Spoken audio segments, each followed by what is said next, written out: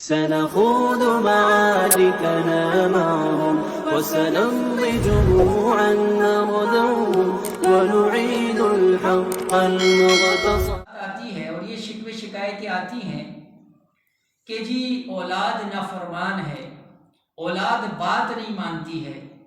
تو عرض یہ ہے کہ ماں اور باپ اولاد سے اپنے حق کا مطالبہ تو کر رہی ہے، لیکن کسی ماں نے یا کسی باپ نے اس بات کے بارے میں سوچا ہے کہ پہلے بچے کا حق میرے اوپر ہے اور اس کے بعد ماں اور باپ کا حق اس بچے کے اوپر ہے. بچہ چھوٹا ہے تو ماں اور باپ کی شفقت اس کو چاہیے، بچے کو تربیت چاہیے، بچے کو اچھا نام چاہیے، بچے کو دین کی تعلیم چاہیے، بچے کو ادب سیکھنا چاہیے، سکھانا چاہیے. اب یہ وہ حقوق ہیں جو ماں اور باپ کے اپنے بچوں کے اوپر تھے. جب ماں اور باپ اپنے بچوں کے حق کو پورا نہیں کیا، اب وہی بچہ جب بڑا ہوتا ہے تو پھر ماں اور باپ یہ گلہ کرتے ہیں کہ بچے نے میرا حق پورا نہیں کیا. حالانکہ سوال یہ ہے کہ پہلے تو بچے کا حق پورا کرنا تھا. اس پر ایک واقعہ ذہن کے اندر رکھ لیں.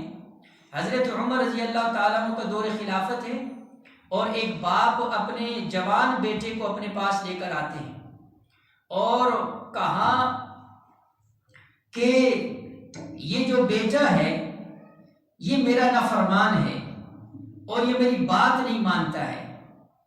حضرت عمر رضی اللہ تعالیٰ عنہ کی ترتیب یہ ہوتی تھی کہ ان کے پاس ایک درہ پڑا ہوتا تھا. انہوں نے درے کو ہاتھ کیا تو بیٹے نے کہا کہ امیر المومنین آپ پہلے میری بھی بات سن لیجئے، پھر اس کے بعد جو سزا چاہے مجھے دیجئے. کہا ہاں بتاؤ. تو اس بیٹے نے یہ کہا کہ جی آپ میرے باپ سے یہ بات پوچھئے کہ اس نے جس عورت کا انتخاب کیا تھا اس وقت تو وہ اس کی بیوی کی حیثیت تھی، لیکن وہ ساتھ ساتھ میری ماں بھی تھی. لہٰذا سب سے پہلا سوال اس سے یہ کیجئے کہ اس نے میرے لیے جس ماں کا انتخاب کیا تھا وہ کیسی عورت تھی. اس لیے بہت زیادہ گزارش اس بارے کے اندر ہے، جہاں پر ہم باقی دنیاوی چیزیں دیکھتے ہیں، خاندان ہو، حسب نسب ہو، مال ہو، جہیز زیادہ آئے، لیکن آپ یہ بھی سوچیں کہ کل کو یہ آپ کے آنے والی نسلوں کی ماں بنے گی، یہ ان بچوں کی پرورش کرے گی. لہٰذا صرف ظاہری صفات کو نہ دیکھا جائے بلکہ باطنی صفات کو دیکھا جائے، اس اعتبار سے کہ بھائی یہ کل کو آنے والے بچوں کس نے پرورش کرنی ہے. آج کوئی اس بارے میں نہیں سوچتا ہے. اور اس کے ساتھ ساتھ اس بیٹے نے کہا آپ اس سے دوسرا سوال یہ کیجئے کہ اس نے میرا نام کیسا انتخاب کیا، میرا نام کیسا رکھا. تو پوچھا کیا نام ہے؟ کہا جعل. اور کہا جعل کا معنی گٹر کا کیڑا. کہا جی میرا نام کیسا اس نے رکھا ہے. حالانکہ نام کا انتخاب، نام کا اثر ہوتا ہے وہ شخصیت کے اوپر. حضرت علی رضی اللہ تعالیٰ عنہ لے کر آئے، بیٹا ہوا، حضور علیہ السلام کے پاس لے کر آئے. آپ علیہ السلام نے پوچھا کیا نام رکھا؟ کہا حرب، جنگجو. کہا نہیں، اس کو جنگجو نہیں بنانا، اس کا نام حسن ہوگا. پھر حسین کی باری بھی ایسے ہی آئے، لے کر آئے. کہا جی نام کیا نام رکھا؟ کہا جی حرب. کہا حرب نہیں، حسین. اللہ کے نبی علیہ السلام نے نام بدلے. ناموں کا اثر ہوتا ہے شخصیت کے اوپر. اس لیے اس نوجوان نے کہا امیر المومنین آپ اس سے پوچھئے اس نے میرا نام کیسا انتخاب کیا ہے. تو لہٰذا اس وقت یہ ایک بڑا معاشرے کے اندر ایک چیز ہے کہ نام جو ہے ایسا ہو اور ایسا ہو. علماء نے بڑی عجیب بات لکھی، کہتے ہیں جی نام ایسا ہو جو کسی نے نہ رکھا ہو. تو پھر علماء کہتے ہیں کام بھی ایسا کرے گا جو کسی نے نہیں کیا ہو.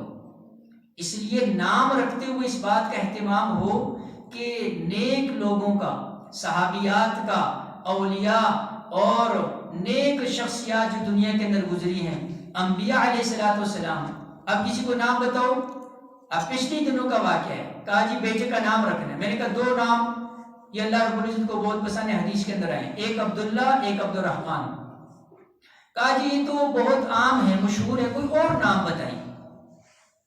اور اکثر ایک اور چیز جو سامنے آتی ہے، پہلے نام رکھ لیتے ہیں، نام رکھنے والی خالہ ہے یا پھوپھی ہے یا دادی ہے یا نانی ہے، پھر فون آتے ہیں مولوی صاحب اس نام کا مطلب بتاؤ۔ بھائی جب نام رکھنے تھے تو اس وقت کیوں نہیں پوچھا؟ جب نام رکھ لیا تو اب کہتے ہیں اس کا مطلب بتاؤ۔ اس لیے مطلب پہلے معلوم ہونا چاہیے، نام بعد میں رکھنا چاہیے۔ اور پھر تیسری بات اس نوجوان نے کہا امیر المومنین ان سے یہ پوچھئے کہ اس نے مجھے دین کی کتنی تعلیم دی ہے۔ اب جب حضرت عمر رضی اللہ تعالیٰ نے اس بزرگ کو دیکھا، کہا کہ ہاں جی بتاؤ، تو اس کا سر نیچے، اس نے کہا یہ تینوں باتیں میرے بیٹے کی ٹھیک ہیں۔ تو کہا جاؤ، اور تمہارا فیصلہ نہیں ہے، تم اپنے حق کا مطالبہ نہیں کر سکتے، اس لیے کہ بھائی تم نے اپنا حق ادا نہیں کیا، تو اب کس طرح جو ہے اس سے اپنے حق کا مطالبہ کرو گے۔ اولاد کے اخلاق کے بگاڑ کا جو ایک سبب ہے وہ یعنی خامن اور بیوی کے جو آپس کے اندر اخلاق ہوں گے، بات کرنے کا جو انداز ہوگا، آپس کے اندر ادب و احترام جو ہوگا، وہ اولاد کے اوپر اثر کرے گا۔ اگر خامن جو ہے وہ بد اخلاق ہے، اس کا اثر بیٹے کے اوپر پڑے گا، وہ بھی آنے والی جو ہے اپنی جو آنے والی زندگی ہوگی اس کے اندر بھی بد اخلاقی کا مظاہرہ کرے گا۔ اور اگر بد اخلاقی جو ہے عورت کی طرف سے ہے تو اس کا برا اثر اس کی بیٹی کے اوپر پڑے گا۔ پھر آج جو ہے کتنے ایسے گھر ہیں جو اپنے ہی ہاتھوں اپنے گھروں کو اجاڑ کر بیٹھے ہوئے ہیں اور پریشان ہیں۔ تو اس لیے ماں اور باپ کے جو آپس کے جو اخلاق ہیں، آپس کا جو طریقہ ہے، یہ اولاد کے اوپر جو ہے اثر انداز ہوگا۔